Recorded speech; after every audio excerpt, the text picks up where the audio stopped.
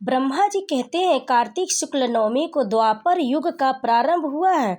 अतः वह तिथि दान और उपवास में क्रमशः पूर्वाह व्यापिनी तथा पराह व्यापिनी हो तो ग्राह्य है। इसी तिथि को नवमी से एकादशी तक मनुष्य शास्त्रोक्त विधि से तुलसी के विवाह का उत्सव करे तो उसे कन्यादान का फल होता है। पूर्व काल में कनक की पुत्री किशोरी ने एकादशी तिथि में संध्या के समय तुलसी की वैवाहिक विधि संपन्न की। इससे वह किशोरी वैधव्य दोष से मुक्त हो गई। अब मैं उसकी विधि बतलाता हूँ। 1 तोला स्वर्ण की भगवान विष्णु की सुंदर प्रतिमा तैयार करावें तथा अपनी शक्ति के अनुसार आधे या चौथाई तोली की ही प्रतिमा बना ले। फिर तुलसी और भगवान विष्णु की प्रतिमा में प्राण प्रतिष्ठा करके स्तुति आदि के द्वारा भगवान को उठावें। पुनः पुरुष सूक्त के मंत्रों द्वारा 16 उपचार से पूजा करें।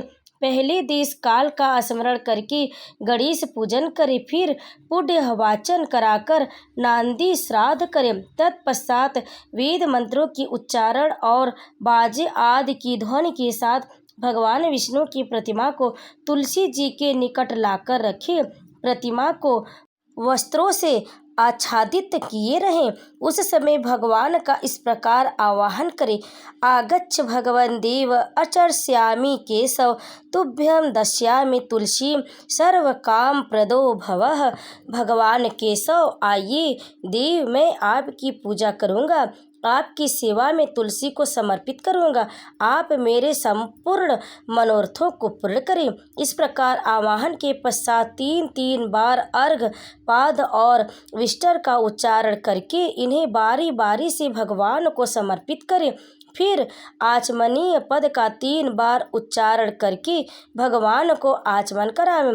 इसके बाद कांच के पात्र में दही, घी और मधु रखकर उसे कांच के पात्र से ही ढक दें तथा भगवान को अर्पण करते हुए इस प्रकार कहें।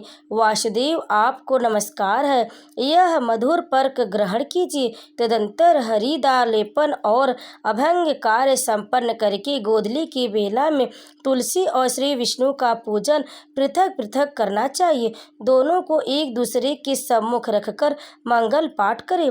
जब भगवान सूर्य कुछ कुछ दिखाई देते हो तब कन्यादान का संकल्प करें। अपने गोत्र और प्रवर्ग का उच्चारण करके आदि की 3 पीढ़ियों का भी आवर्तन करें। तत्पश्चात भगवान से इस प्रकार कहें। अनादि मध्य निधन त्रैलोक्य प्रतिपालक इमा गृहाण तुलसी विवाह विघ्नेश्वर पार्वती बीज संभुताम वृंदाभस्मानि ततिस्ताम अनादि मध्य निधनाम वल्लभाम ते ददाभ्यम पयोदघटश्च शिवाभि कन्या वधर्दिता मया त्वत्प्रियाम तुलसी तुभ्यं ददामि त्वं गृहाण भो।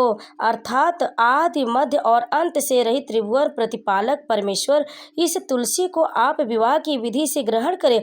यह पार्वती के बीज से प्रकट हुई है, वृंदा की भस्म से स्थित रही है तथा आदि मध्य और अंत से शून्य। आपको तुलसी बहुत ही प्रिय है, अतः इसे मैं आपकी सेवा में अर्पित करता हूँ। मैंने जल की घड़ों से सींच कर और अन्य प्रकार की सेवाएं करके अपनी पुत्री की भांति इसे पाला पोसा और बढ़ाया है। आपकी प्रिया तुलसी मैं आपको ही दे रहा हूँ, प्रभु आप इसे ग्रहण करें। इस प्रकार तुलसी का दान करके फिर उन दोनों तुलसी और विष्णु की पूजा करें, विवाह का उत्सव मनाएं। सवेरा होने पर पुनः तुलसी और विष्णु का पूजन करें। अग्नि की स्थापना करके उसमें 12 अक्षर मंत्र से खीर, घी, मधु और तिल मिश्रित हवनीय द्रव्य की 108 आहुति दे। फिर सृष्टकृत होम करके पूर्णाहुति दे। आचार्य की पूजा करके होम की शेष विधि पूरी करें। उसके बाद भगवान से इस प्रकार प्रार्थना करें। देव प्रभु, आपकी प्रसन्नता के लिए मैंने यह व्रत किया है। जनार्दन, इसमें जो न्यूनता हो वह आपके प्रसाद से पूर्णता को प्राप्त हो जाए। यदि द्वादशी में रेवती का चौथा चरण बीत रहा हो तो उस समय पारण न करे। जो उस समय भी पारण करता है वह अपने व्रत को निष्फल कर देता है। भोजन के पश्चात तुलसी के स्वतः गल कर गिरे हुए पत्तों को खाकर मनुष्य सब पापों से मुक्त हो जाता है।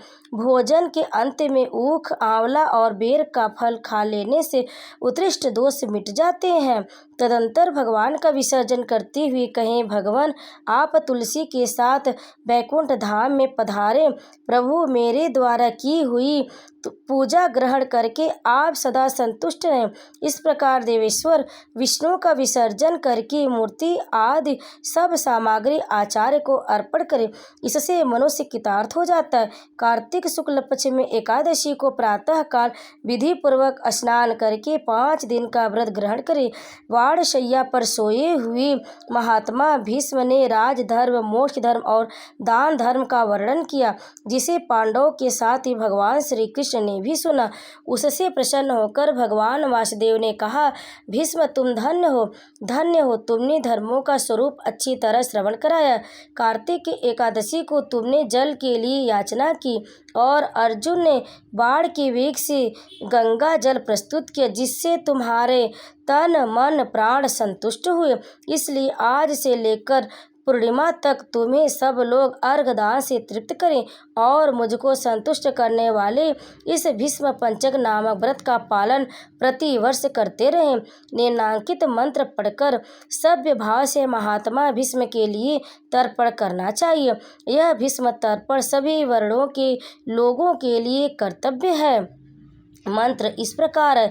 सत्यव्रताय शुचये गांगेयाय महात्मने भीष्माय तद ददाभ्य अर्ध माँ जन्म ब्रह्मचारिणे। आजन्म ब्रह्मचर्य का पालन करने वाले परम पवित्र सत्यव्रत परायण गंगानंदन महात्मा भीष्म को मैं यह अर्घ देता हूँ। जो मनुष्य पुत्र की कामना से स्त्री सहित भीष्म पंचक व्रत का पालन करता है, वह वर्ष के भीतर ही पुत्र प्राप्त करता है। जो भीष्म पंचक व्रत का पालन करता है, उसके द्वारा सब प्रकार के शुभ कृत्यों का पालन हो जाता है। यह महापुण्यमय व्रत महापातकों का नाश करने वाला है, अतः मनुष्य को प्रयत्न पूर्वक इसका अनुष्ठान करना चाहिए। इसमें भीष्म जी के लिए जलदान और अर्घदान विशेष यत्न से करना चाहिए। जो नीचे लिखे मंत्र से भीष्म के लिए अर्घदान करता है, वह मोक्ष का भागी होता है। अर्घ मंत्र इस प्रकार है। वैव्याघ्र पद गोत्राय संस्कृत प्रवराय च अपुत्राय ददात्मेत दुदकम भीष्मवर्मये वसु नामवताराय संत नोरात्मजाय च अर्घ ददामि भीष्माय आजन्म ब्रह्मचारिणे। अर्थात जिनका व्याघ्र पद गोत्र और संस्कृत प्रवर है, उन पुत्र रहित भीष्म वर्मा को मैं यह जल देता हूँ। वसुओं के अवतार संतनों के पुत्र आजन्म ब्रह्मचारी भीष्म को मैं अर्घ देता हूँ। पंचगव्य सुगंधित चंदन के जल, चंदन, उत्तम गंध और कुमकुम के द्वारा भक्ति पूर्वक सर्व पापहारी श्री हरि का पूजन करे। कर्पूर और खस मिले हुए कुमकुम से भगवान गरुड़ ध्वज के अंगों में लेप करें। सुंदर पुष्प एवं गंध धूप आदि के द्वारा भगवान की अर्चना करें। 5 दिनों तक भगवान के समीप दिन रात दीपक जलाता रहे। देवाधिदेव भगवान के लिए उत्तम से उत्तम नैवेद्य निवेदन कर इस प्रकार भगवान की पूजा अर्चना, ध्यान और नमस्कार के पश्चात ओम नमो भगवती वासुदेवाय इस मंत्र का 108 बार जप करें। फिर घी मिलाए हुए तिल, चावल और जौ आदि के द्वारा सोहा विशिष्ट षडक्षर ओम रामाय नमः मंत्र से आहुति दे। इसके बाद सायं संध्या करके भगवान विष्णु को प्रणाम करें तथा पूर्वतः मंत्र जप कर धरती पर ही शयन करे। भक्ति पूर्वक भगवान में ही मन को लगावे। व्रत के समय बुद्धिमान पुरुष ब्रह्मचर्य का पालन करते हुए पाप पूर्ण विचार तथा पाप के कारणभूत मैथुन का परित्याग करे। शाकाहार तथा मुनियों के अन्न से निर्वाह करते हुए सदा भगवान विष्णु के पूजन में तत्पर रहे। रात्रि में पंचगव्य लेकर भोजन कर इस प्रकार भली भांति व्रत को समाप्त करे। ऐसा करने से मनुष्य शास्त्रोक्त फल को पाता है। स्त्रियों को अपने पति की आज्ञा लेकर पुण्य की वृद्धि करनी चाहिए। विधवाओं को भी मोक्ष सुख की वृद्धि के लिए व्रत का अनुष्ठान करना चाहिए। पहले अयोध्यापुरी में कोई अतिथि नाम के राजा हो गए। उन्होंने वशिष्ठ जी के वचन से इस परम दुर्लभ व्रत का अनुष्ठान किया था, जिससे इस लोक में संपूर्ण भोगों का उपभोग करके अंत में भी भगवान विष्णु के परम धाम में गए। इस प्रकार नियम, उपवास और पंचगव्य से तथा दूध, फल मूल एवं भविष्य के आहार से निर्वाह करते हुए भीष्म पंचक व्रत का पालन करें। पौर्णमासी आने पर पहले के समान पूजन करके ब्राह्मणों को भोजन करावे और बछड़े सहित गौ का दान करें। एकादशी से लेकर पूर्णिमा तक 5 दिनों का भीष्म पंचक व्रत समस्त भूमंडल में प्रसिद्ध। अन्न भोजन करने वाले पुरुष के लिए यह व्रत नहीं कहा गया है। इसमें अन्न का निषेध। इस व्रत का पालन करने पर भगवान विष्णु शुभ फल प्रदान करते हैं। तो प्रेम से बोलिए भगवान विष्णु की जय। भक्तों, और यह अध्याय यहीं पर समाप्त हुआ। अध्याय को अंत तक सुनने के लिए आप सभी का बहुत बहुत धन्यवाद। प्रतिदिन आप हमारे चैनल पर कार्तिक मास की कथाओं का श्रवण अवश्य करें। आप सभी पर भगवान विष्णु की कृपा सदैव बनी रहेगी। तो प्रेम से बोले भगवान विष्णु की जय, माता लक्ष्मी की जय, तुलसी माता की जय। भक्तों, अगर आपको हमारी यह अध्याय अच्छी लगी तो वीडियो को लाइक करें, शेयर करें और कमेंट में विष्णु भगवान की जय लिखकर आप हमारे चैनल को सब्सक्राइब एक बार जरूर करें और हमारे चैनल से जुड़े रहें। जय माँ लक्ष्मी, विष्णु भगवान की जय।